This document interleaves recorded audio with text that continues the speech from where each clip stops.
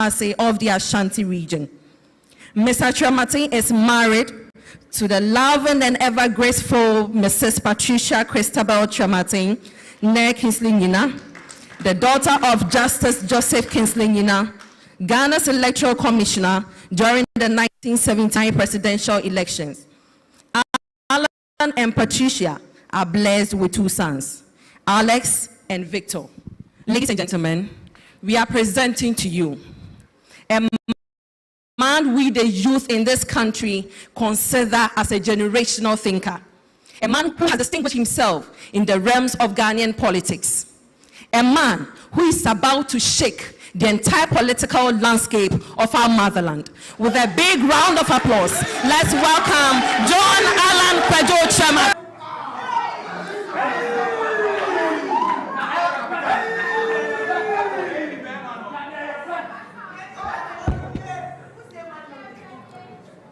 Please sit.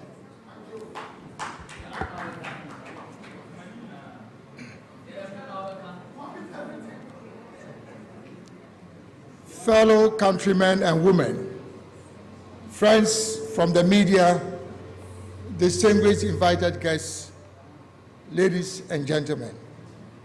Let me start first by expressing my profound gratitude to you all for accepting my invitation to attend this press conference here today. I give thanks to the Almighty God for his manifold blessings in my life and for his grace and mercy. I wish also to use this platform to express my heartfelt appreciation to each and every one of you, particularly the rank and file of the New Patriotic Party, NPP, who have believed in my vision, who have stood by me through thick and thin, and who have shown an unwavering faith in the promise of a brighter future for Ghana. Your belief in the possibilities of our nation and your dedication to the ideals of progress, unity, and prosperity have been nothing short of inspiring. It is important for me at the outset to provide a historical context for what has occasioned this press conference today. In 1992, when the New Patriotic Party was established, a group of young, dynamic business executives and professionals came together to establish the Young Executives Forum, YEF, under my chairmanship. The YEF, since 1992, became the financial backbone of the party and provided significant financial resources to support the party in all its endeavors, including providing the seed fund for the purchase of the party's first national headquarters building. As chairman of the YEF, I had the privilege of serving as a member of the National Executive Committee and the National Council of the party.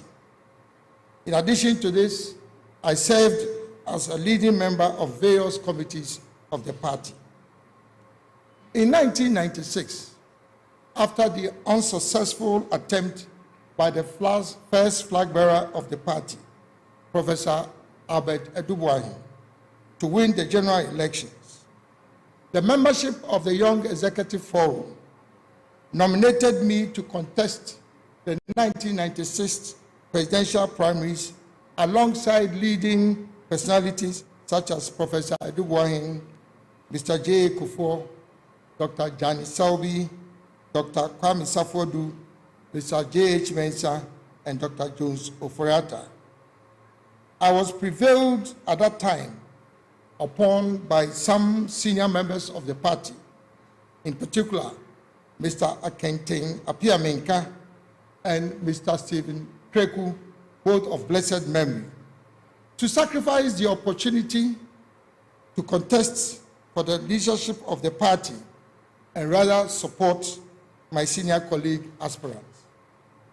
From 1996 to 2000, I played a leading role in supporting the bid of the then candidate J.A. Kufuor to win the general elections and become President of the Republic of Ghana in 2001.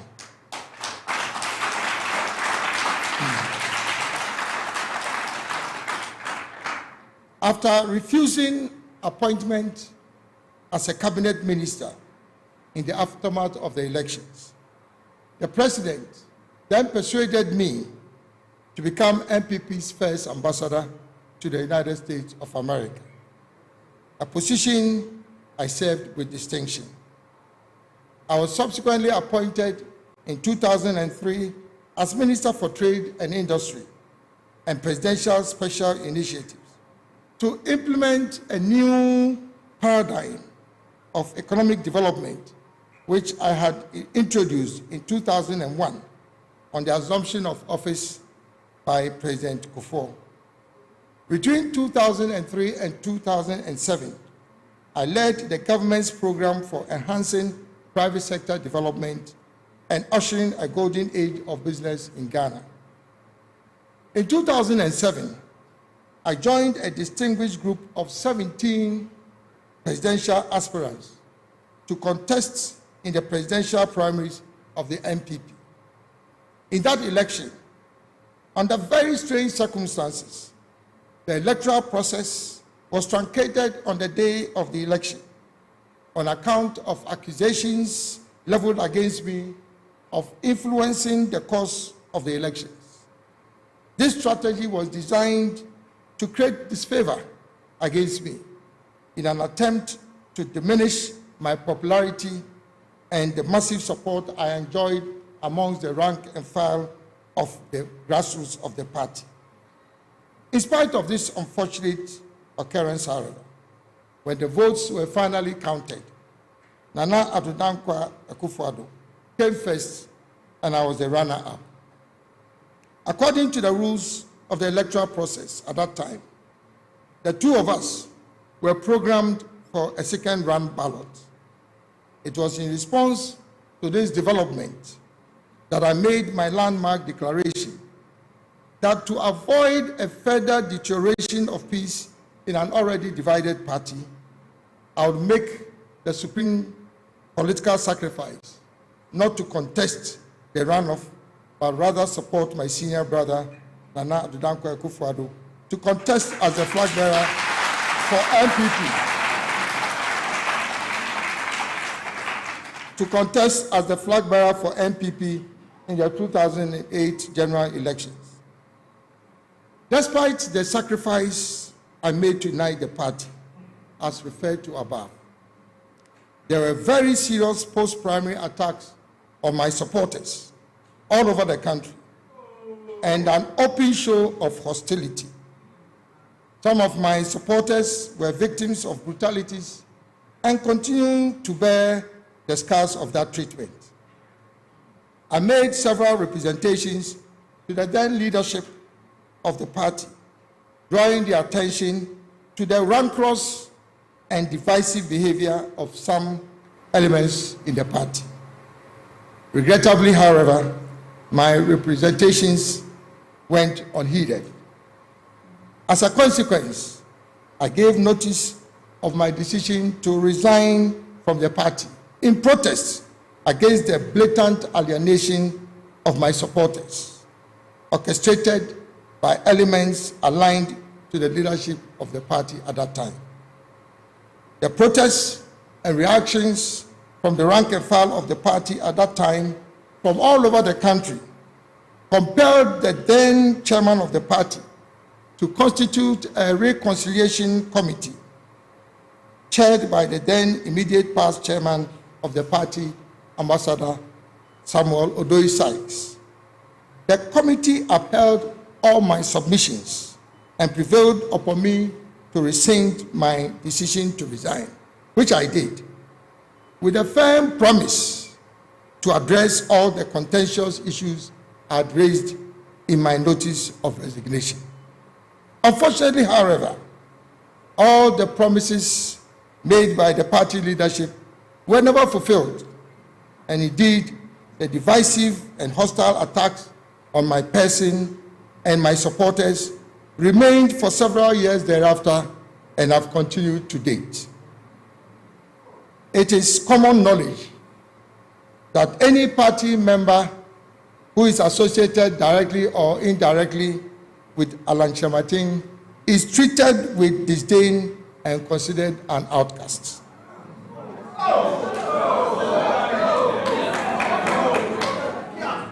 Fellow countrymen and women, I have endured all this resentment and maintained my integrity within the party throughout the past 50 years. On assumption of office of the NPP in 2017, under the leadership of His Excellency Nana Adom Akufo-Addo, I was appointed as Minister for Trade and Industry in the first term of the NPP administration and was retained in the same position by the President in his second term.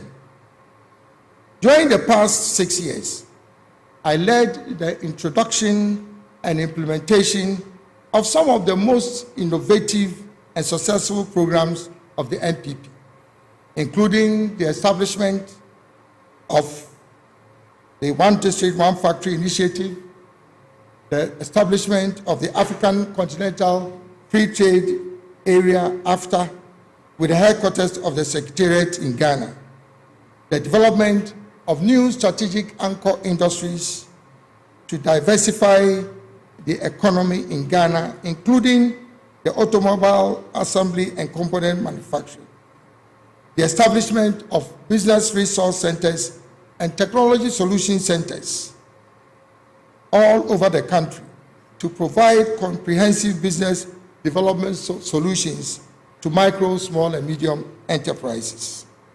The introduction of the new integrated customs management system, otherwise referred to as UNIPAS, which has significantly enhanced mobilization of government revenue. The establishment of industrial parks, including the flagship Greater Kumasi Industrial City and Special Economic Zone. The development of a national export strategy with a target of achieving export revenue of $25 billion United States dollars by 2030. And last but not the least, the introduction of business regulatory reforms and public-private dialogue mechanisms to facilitate government's interaction with the private sector. In spite of the limited budget put at my disposal during my tenure as cabinet minister, I was able to deliver significant achievements for the government and my country. Fellow countrymen and women, I believe I have served my country and intend to continue to do so.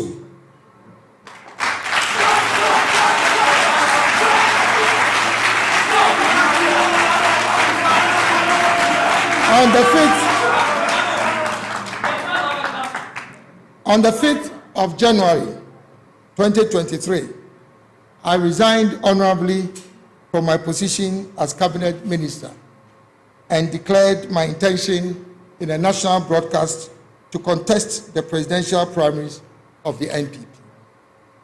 On the 26th of August this year, I participated in the Super Delegates Conference to shortlist the 10 aspirants who had filed their nominations to contest in the primaries. I was selected as one of the 5 candidates to contest for the main presidential primaries scheduled for the 4th of November 2023. Fellow countrymen and women, after carefully analyzing the results of the Superdelegates Conference, I issued a press statement on the 6th of September this year, declaring my intention to exit the process leading to the presidential primaries. In the run-up to the Superdelegates Conference, the National Council of the party made some of the most controversial and contentious decisions in the history of our party.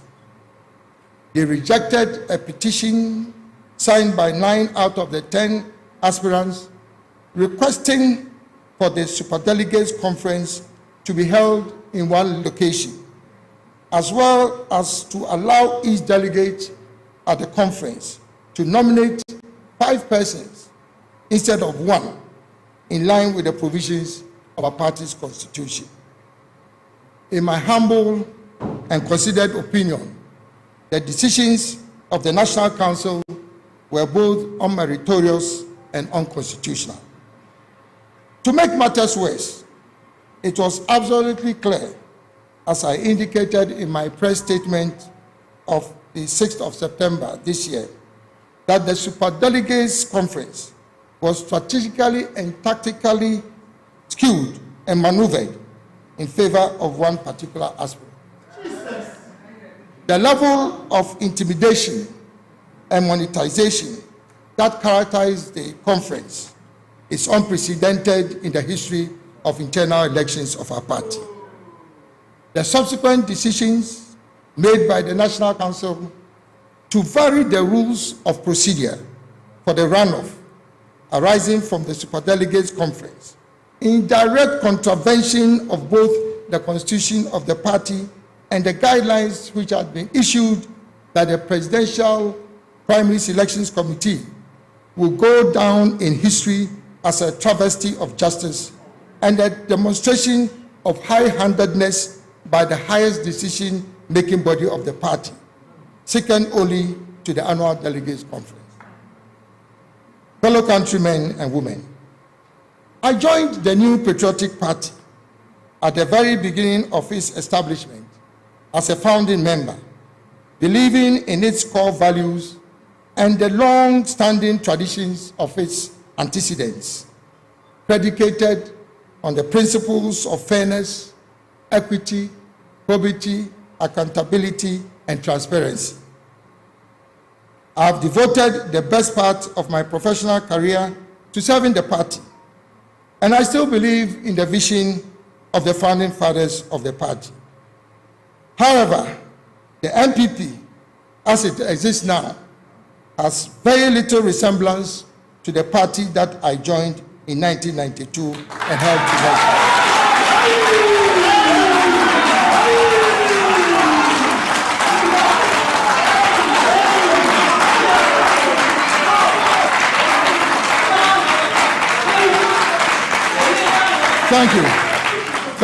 Thank you. The party has been hijacked by a selected group of party leaders and elders, government appointees, behind the curtain power brokers and some unscrupulous party apparatus.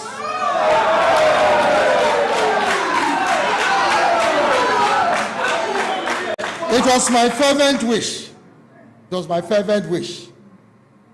to use the vehicle of their party to bring my God-given talents, experience, and knowledge acquired both locally and internationally over a period of 46 years to serve our dear nation, Ghana, at the highest level of executive authority.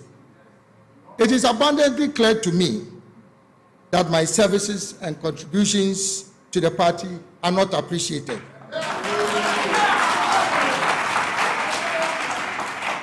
And that my continuous stay in the party will create further tension and divisions, which is an exact replay of the circumstances that led to my decision to resign from the party in 2008.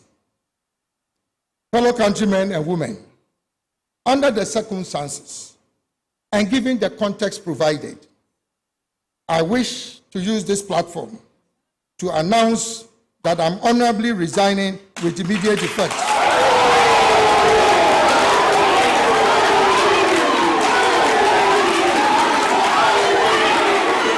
Thank you.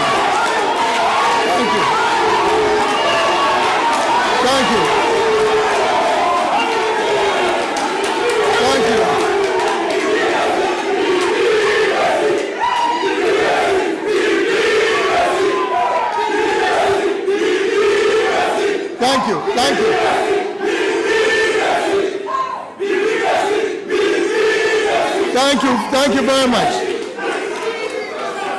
Thank you very much. Thank you. Thank you. Thank you. Thank you very much.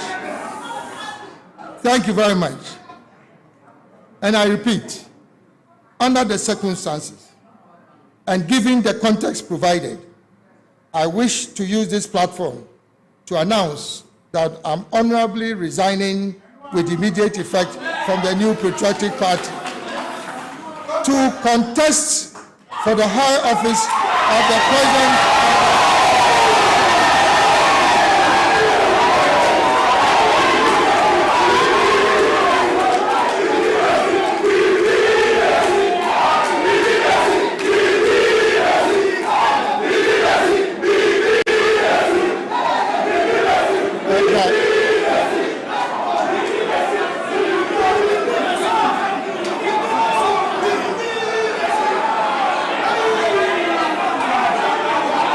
Thank you. Thank you.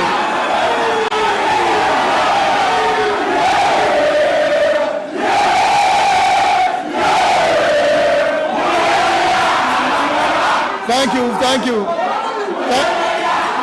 Thank you very much.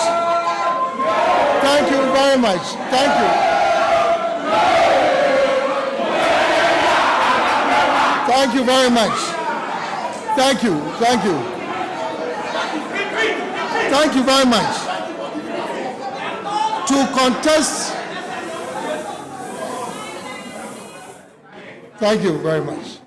To contest for the high office of the President of the Republic of Ghana in the 2024 general elections as an independent presidential candidate.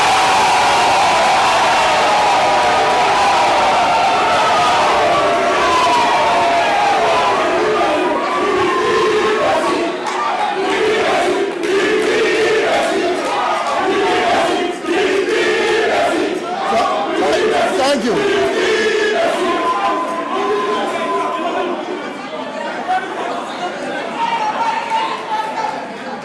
Thank you. Thank you very much.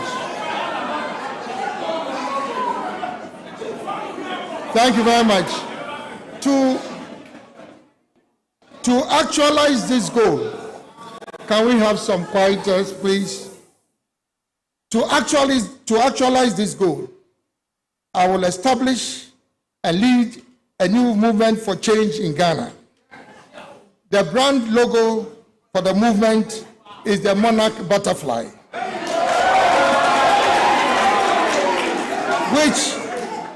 which politically symbolizes change and transformation, hope and positivity.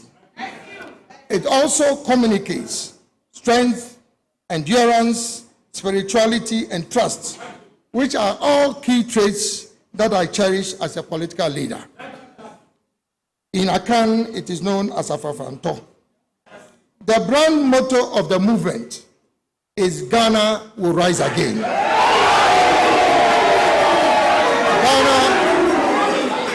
Ghana will rise again, which symbolizes hope for the future of Ghana. The new movement will be led and powered by the youth of Ghana.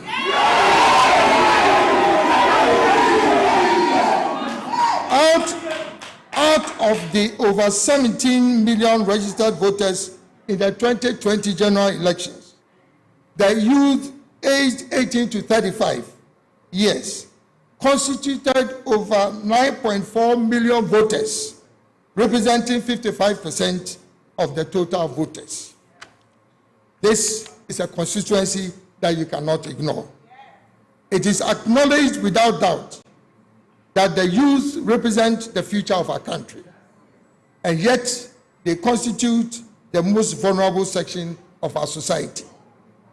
From available statistics, 85% of all prison inmates in Ghana are aged between 12 and 35 years. This is profoundly alarming. Fellow countrymen and women, it is also worth noting that every year, over 300,000 graduates from tertiary institutions in Ghana, excluding those from secondary institutions enter the job market with little or no hope of finding a job. Clearly, public sector employment is not an option with an already over-bloated public service. This phenomenon of a pervasive employment crisis is gradually becoming a national security threat, as evidenced by the recent Occupy Julobi House demonstrations. The initial reaction of the police in manhandling some protesters is not the solution to the problem.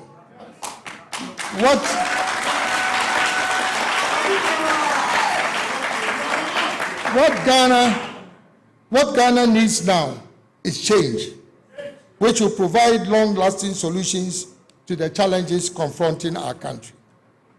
Fellow countrymen and women, I'm using this platform to introduce myself to you, the good people of Ghana, and humbly seek your support to become the next president of the Republic of Ghana.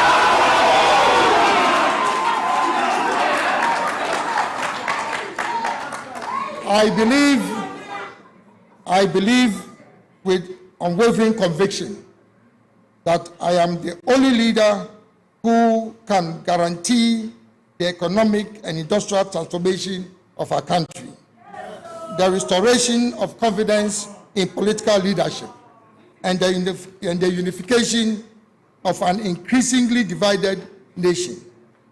My unique selling proposition as a leader is vision, competence, integrity, and action.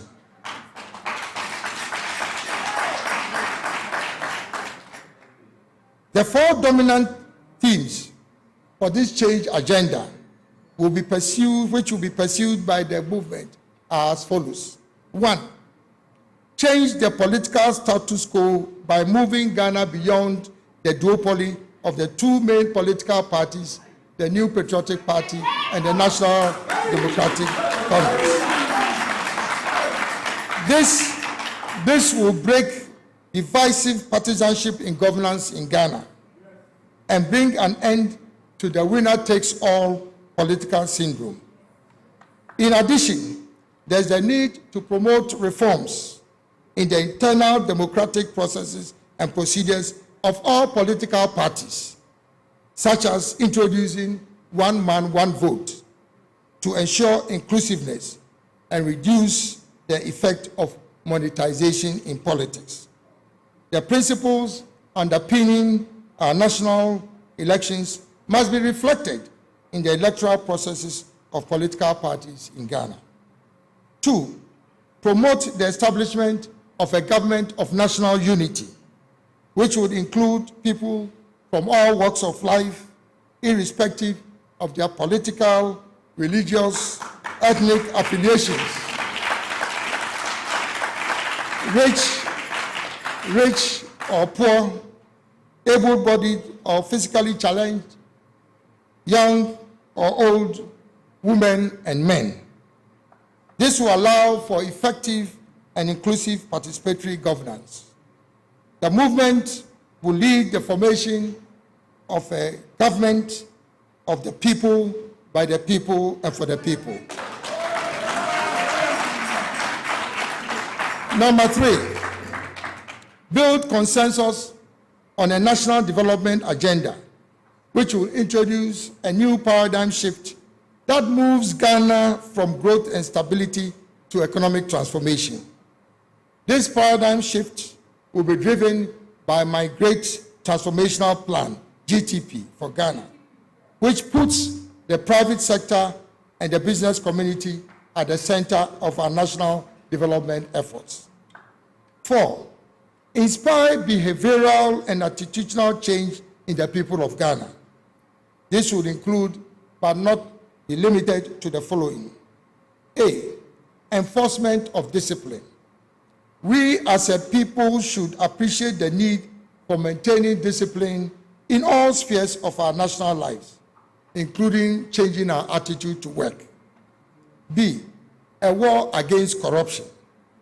Corruption, particularly from the public purse, denies our country the benefit of using our tax revenue resources for the development of our country.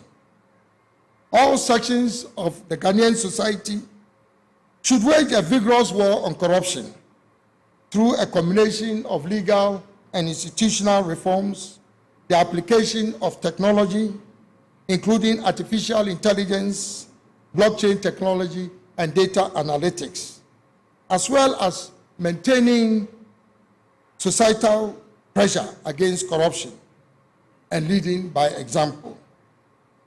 If elected as the president of this republic, I will sign a citizen's contract with the people of Ghana, committing myself to wage a relentless war against corruption.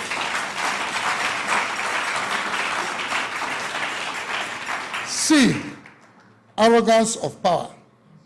As I've stated on previous occasions, the arrogance of power has been a major obstruction to progress in our country.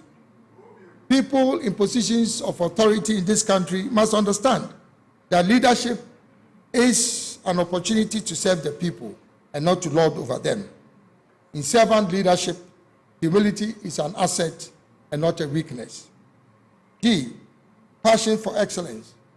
As a country, we must celebrate competence and excellence and not mediocrity. Advancement in the public sector, in particular, must be based on meritocracy and not patronage and protocol. Putting square pegs in round holes has been the biggest challenge for service delivery at every level in our governance structure. A significant shift in this regard will allow the best talents in our country, particularly the youth, to be deployed to achieve optimum performance in various institutions and organizations. E, solution-based thinking and a focus on execution. As a people, we must focus more on getting things done and finding solutions to problems rather than spending time on excessive and needless debates. F, making laws work in Ghana. The lack of compliance and disrespect for laws, rules, and regulations in Ghana is a major stumbling block for national development. As a people, we must commit ourselves to the sanctity and rule of law to ensure peace, law, and order in our country. Last but not the least, patriotism.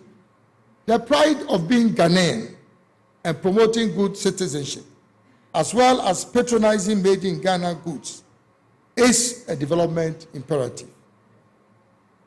Fellow countrymen and women, Ghana is at a crossroads, and the dynamics of our time requires a transformational leader.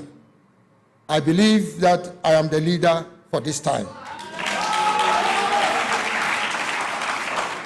I've already put forward for the consideration of our country the Great Transformational Plan, GTP, which will significantly deal with poverty and bring prosperity to our nation. The GTP is anchored on 10 pillars, namely, 1, building a strong macroeconomic environment which will be characterized by a stable currency, low inflation, the establishment of industrial parks and special economic zones, as well as the aggressive promotion of small and medium-scale enterprises. 4, accelerated infrastructural development, promoting private sector financing for public infrastructure such as roads, railways, ports, harbors, water supply systems, public housing, etc. This will reduce government's exposure to the financing of such infrastructural projects. 5, digital mainstreaming. Mainstreaming digitization in all government and public sector activities and bringing digital technologies to the doorstep of the ordinary Ghanaian. 6, energy security and diversification, placing greater emphasis on the development of renewable sources of energy, including but not limited to nuclear, learning facilities, teacher training, and curriculum development. 9, tourism, encouraging private sector investments in the development of world-class tourism infrastructure, and also taking steps to leverage the tourism potential in each district and region of our country.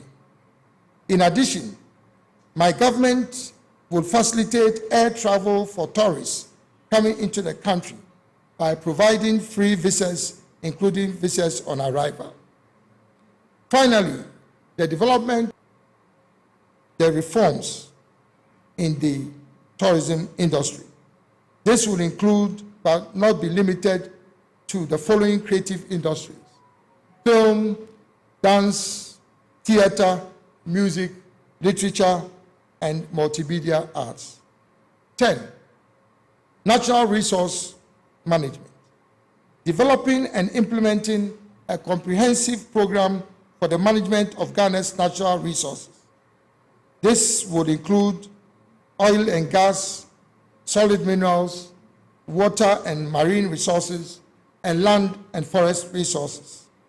As a target, there shall be no export of raw materials from Ghana in any form or nature without a minimum of 60% value addition by the year 2030.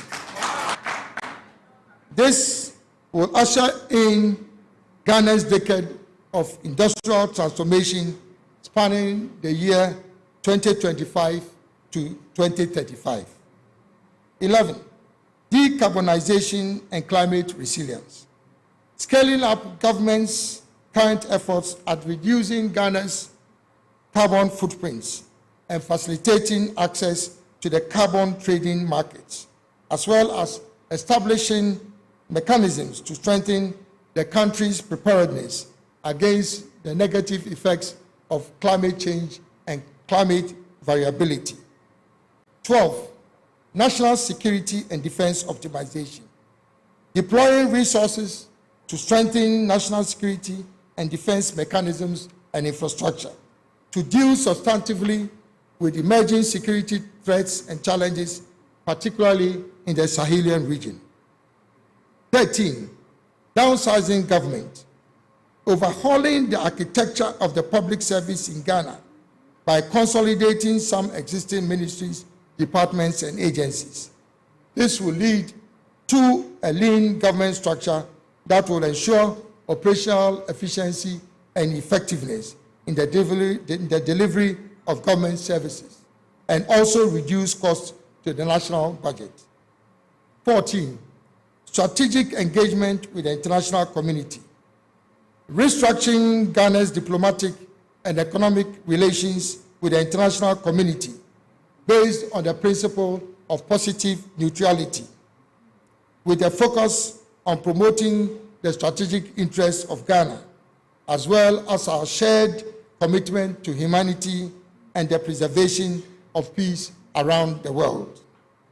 Last but not the least, sports. Investing in world-class new generation sports facilities in selected competitive sporting disciplines. In this regard, my government would encourage the participation of the private sector in the development of sports infrastructure around the country, including sports academies. The Great Transformational Plan, GTP, will provide jobs for the people, cash for the people.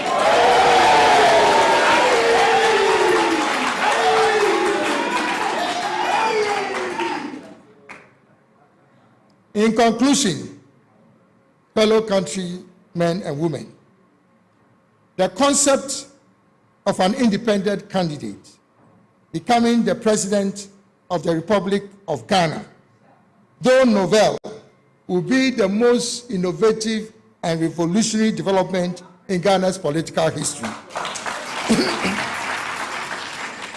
It will indeed be a watershed development in Ghana. Although similar examples of this model have been practiced successfully in countries such as Benin in Africa and other political jurisdictions.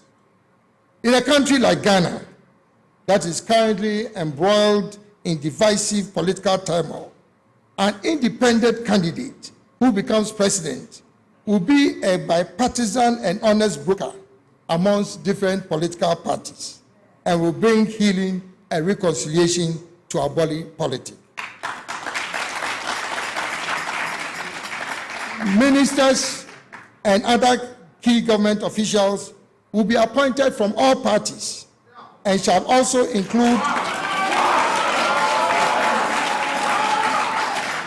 and shall also include individuals who are apolitical but have a demonstrable and proven track record of performance in their field of specialization.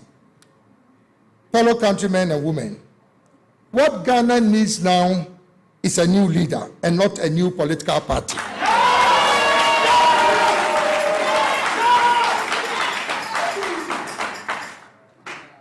It is worth noting that the great nations of this world were built on the vision of great leaders and not on the back of political parties. There are multiple examples of such great leaders in political history around the world, including George Washington and Abraham Lincoln of the United States of America, Winston Churchill of Great Britain, Mahatma Gandhi of India, Lee Kuan Yew of Singapore, Deng Xiaoping of China, and Dr. Kwame Nkrumah of Ghana.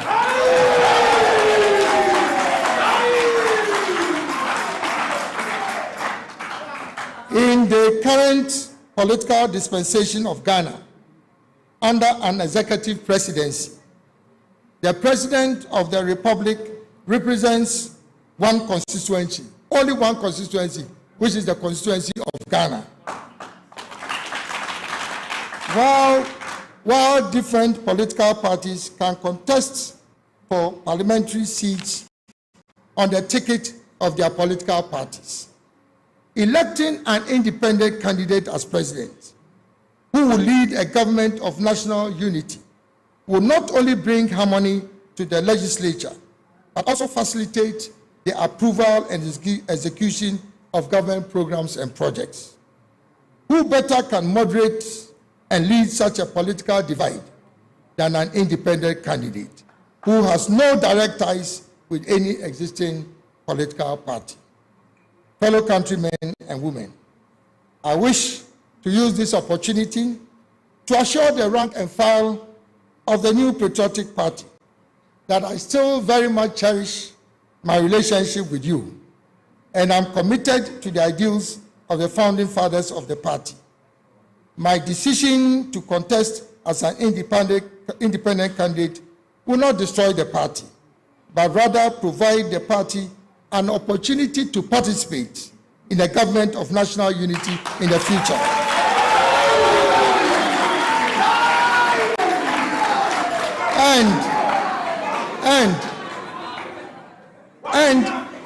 And avoid the risk of going into opposition with no dividends in what arguably will be a difficult general election in 2024. You can vote for your preferred choice of NPP parliamentary candidate, but vote for Alan John Kojo Kyerematen.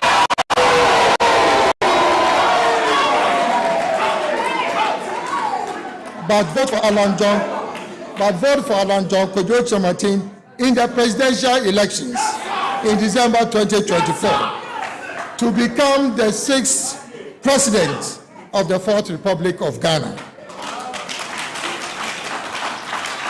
To the rank and file and sympathizers of the National Democratic Congress, NDC, and to my friends in leadership positions in the NDC, please note that if elected as president, I will also be president for NDC. You will be better off avoiding the risk of remaining in opposition if you do not win the 2024 general election. Rather, participate in the government of national unity by voting for Alan Kyerematen as president of Ghana in December 2024.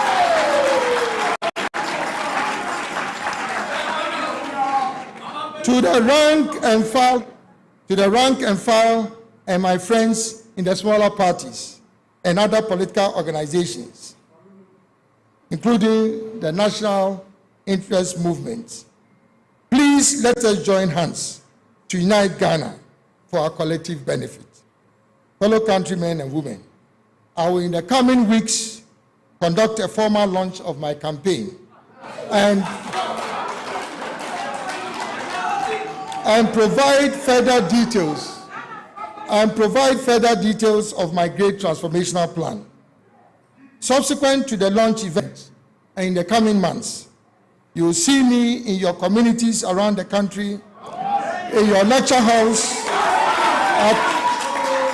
at our music concerts, in our churches, in our mosques, on your streets, at the market centers, at the fishing ports, at our trotro and taxi stations, on your farms, and in every corner of our society.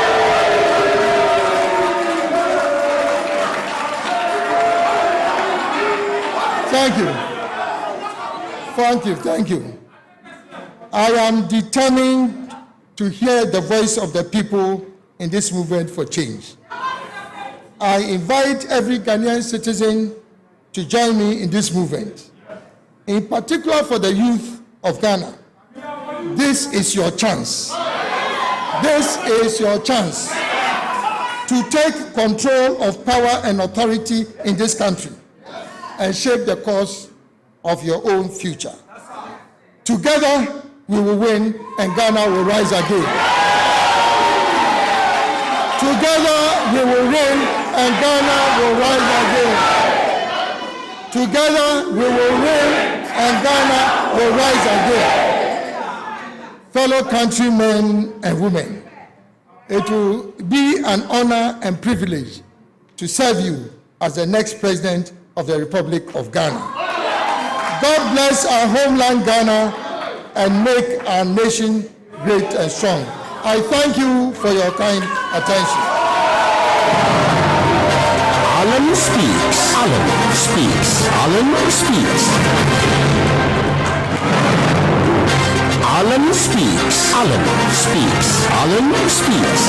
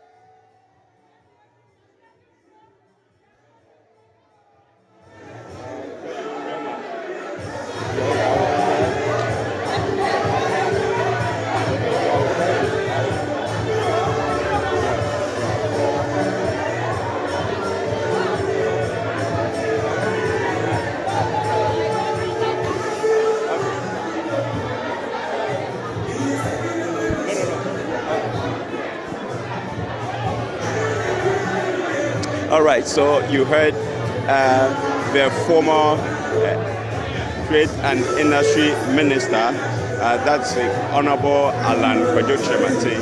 He just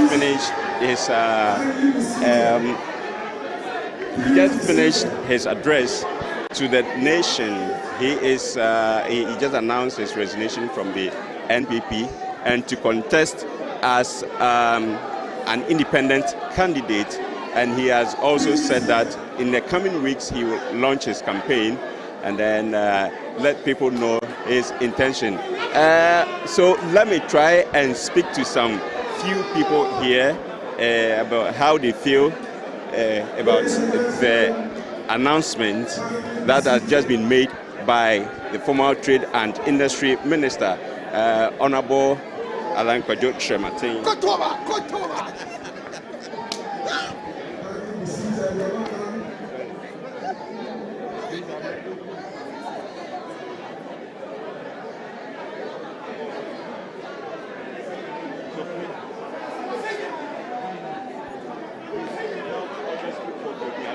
Ladies and gentlemen, we are not done.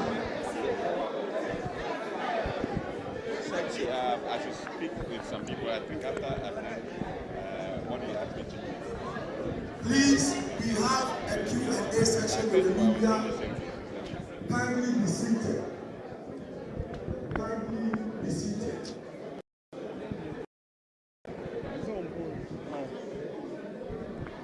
Be seated.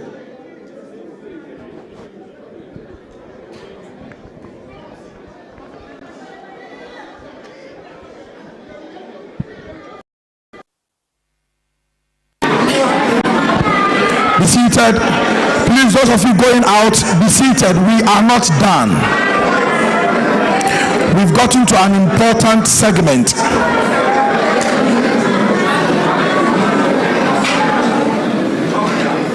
All right. To ask just 3 questions.